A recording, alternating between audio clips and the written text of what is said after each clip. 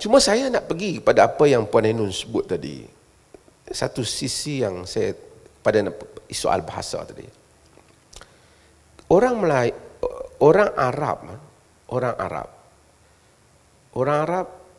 kalau siapa pernah duduk, saya pernah belajar di Jordan. Di Jordan ada gereja yang pentua di Jordan. Bible orang Arab dalam bahasa Arab. Takkan Bible orang Arab dalam bahasa Melayu. Bahasa Melayu lah atau bahasa Inggeris.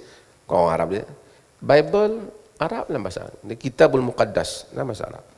Kadang-kadang kalau kita sembangkan dia, kita ingat di Islam, kita tak tahu dia kata Masya Allah, Allah Alil Qadir. Dia Kristian. Nama dia Daud, nama dia Kristian. Even ada yang pakai serban lah. Ya, maksudnya kerana itu realitinya. Realiti kerana bahasa bukan milik orang Islam saja. Arab itu bahasa Quran, tapi dia tidak menjadi milik orang Islam saja, telah digunakan juga oleh orang Kristian, telah digunakan juga oleh orang Yahudi. Orang Melayu ada satu kelebihan yang saya nak sebut kerana saya nak pergi pada poin yang berikutnya. Saya baru ni pergi Melaka. Saya duduk lama di museum. Saya cuba renung kekuatan, keajaiban juga orang Melayu ni. Ini kredit yang besar. 1511 Portugis menyerang Melaka. Hampir 100 tahun lebih kurang Portugis duduk menjadi penjajah. Kemudian kita ada Belanda masuk 100 tahun lebih. Kemudian kita ada British. Kesemua mereka ini Kristian. Kita ada gereja, kita ada bangunan mereka. Kita ada sekolah-sekolah Kristian. Kita ada Saint John, kita ada convent, kita ada macam-macam. Saint Mary.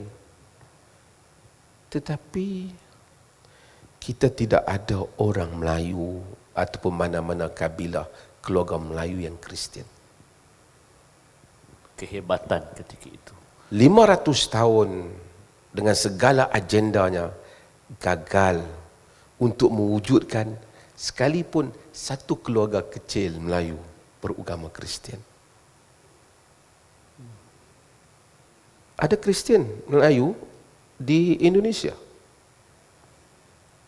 Latar pengajian agamanya hampir mungkin sama. Dari segi buku yang dibaca, buku-buku pengajian agamanya hampir sama Indonesia dengan Malaysia. Betul. Tetapi orang Melayu tidak bertukar menjadi Kristian. Orang Melayu mungkin minat baju Mat Saleh, pakai ala ke barat. Tapi mereka tidak jadi Kristian. Mereka pergi ke sekolah-sekolah Kristian. Ya. Dan mereka boleh berbahasa Inggeris. Sekolah-sekolah missionary mereka pergi. Mereka membaca, mendengar pun Bible dibaca setiap pagi. Bahkan sehingga sebahagian mereka hafal pun Bible tu. Orang tua dulu. Tapi mereka tidak jadi Kristian. Dalam peristiwa Natrah, Ya.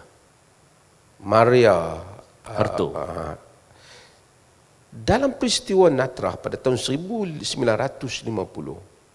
Natrah tu memang anak orang Kristian. Cuma dia ambil, dibelah oleh Aminah, dibawa balik ke Kemaman, kemudian berlaku, kemudian orang putih jumpa dia, kemudian kemudian diserahkan balik kepada mereka, dikawinkan ke Mansur Adabi, kemudian dibawa ke mahkamah lagi. Akhirnya diputuskan dia dibawa balik ke keluarga dia.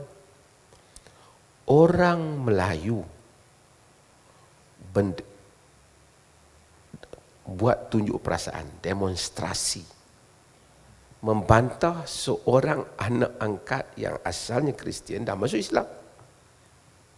Bantah. Peristiwa Natrah zaman tu tidak ada media sosial. Berita dunia. Rakyat Pakistan buat demonstrasi 4,000 orang membantah di Pakistan dan India. Peristiwa Natrah di Malaysia, di tanah Melayu, masa tanah Melayu. Orang Melayu Singapura, ni orang UIA, Ahmad Ibrahim jadi champion ketika itu, jadi tokoh. Artinya orang Melayu sangat pelik kalau orang jadi Kristian. Sedangkan Natrah tu Natrah tu bukan anak jati Melayu. Ya. Begitu Melayu itu protektif soal menjaga akidah. Dia mungkin minum, dia mungkin buat benda-benda tak elok, tapi dia tidak menukar akidahnya. Kita seolah-olah hal itu satu rahmat Tuhan yang terjamin untuk orang Melayu ni. Tak ada kita kata ada family di kampung sekian-sekian tu, memang family dia apa tu dah berpuluh tahun daripada dulu Kristian. Tak ada. Tidak demikian. Mungkin dia kahwin campur tapi dia asalnya bapa dia Kristian lah, bukan dia kahwin campur. Itu tidak ada dalam bentuk itu. Bila Islam berkembang, dulu orang pergi ke sekolah. Pergi pun sekolah convent, pergilah sekolah St. John ke apa. Dia tetap keluar, mungkin dia ala barat sikit, pergi belajar di UK, di England, balik datang, start England, minum. Tapi at the end, dalam hidup dia, tetap sentiasa dia kata, saya Muslim. I'm Muslim. Dia cakap, bahkan kadang-kadang bila umur meningkat, hubungan dia dengan agama lebih dekat. Ini realiti yang berlaku dalam persekitaran kita. Balik kepada soal bahasa. Bila timbul soal, macam mana kalau orang di Sabah dan Sarawak, isu ni tak berlaku. Pasal mereka ada demografi yang berbeza. Tempat kita, golongan agama jadi begitu ofensif dalam semua keadaan, begitu ketakutan. Saya bukan menyokong Bible dalam bahasa Melayu ke apa. Dengar Bible nak diterjemahkan dalam bahasa Melayu bagaikan satu malapetaka perang yang menakutkan. Sebab apa? Bible dalam bahasa Melayu. Kenapa takut? Nanti anak-anak kita mampu baca Bible, nanti dia akan masuk Kristian. Berapa puluh lama baca tak masuk Kristian. Orang tua-tua bapak dia dulu, tok wan dia baca tak masuk Kristian. Hafal lagi tak masuk Kristian. Bahkan Bible tu kalau dia tak baca bahasa Melayu pun, bahasa Inggeris, anak-anak kita sekarang ni lebih pandai bahasa Inggeris daripada bahasa Melayu. Tak masuk Kristian. Tapi ketakutan yang diletakkan ini, sehingga seolah-olah lemah benarlah akidah orang Islam ni, hanya dengan sekali dengar ayat dalam Bible, terus jadi Kristian. Daripada kecil baca Quran pun kadang-kadang tidaklah sebegitu kuat. Tapi demikian kita gambarkan lemahnya akidah orang Melayu itu. Sehingga mereka tidak ada jati diri untuk hanya dengan membaca rangkap Bible dalam bahasa Melayu, terus nak menjadi Kristian. Itu soal ketakutan yang sebahagian golongan agama campakkan. Tapi hasilnya apa? Kalau orang lain sama ada Kristian ataupun agama-agama lain, oleh kerana mereka tidak mampu, tidak dibenarkan untuk menggunakan bahasa Melayu di dalam upacara agama mereka, akhirnya mereka terpaksa menguatkan bahasa yang lain.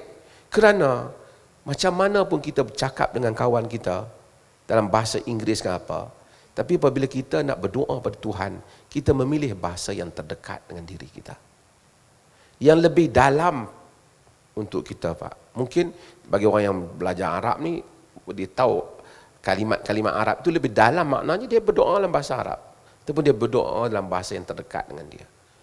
Tapi kalau kita halang orang berdoa dalam bahasa Melayu kerana dia agama lain, berarti kita menghalang bahasa itu untuk dekat di hatinya. Dalam masa yang sama kita marah kerana mereka tidak menguasai bahasa Melayu. Dalam masa yang sama kita pula tak membenarkan mereka menggunakan bahasa itu. Di situ kita menafikan tadi pendemokrasian bahasa itu. Apa masalahnya jika orang Buddha itu bukunya dalam bahasa Melayu dan dia berdoa dalam bahasa Melayu? Adakah kerana dia berdoa di kuilnya ataupun dia orang Hindu berdoa di kuilnya, Kristian berdoa di gerejanya, anak kita yang Islam di rumah bertukar agama? Di mana logiknya itu? Anak kita sekarang macam-macam bahasa dia boleh baca. Si Afa bahasa Korea lagi sekarang. Ya, Korea, kerana minat Korea apa bahasa Korea. Tidaklah pula dia menjadi agama seperti minat bahasa Jepun, tak pula dia menjadi Shinto.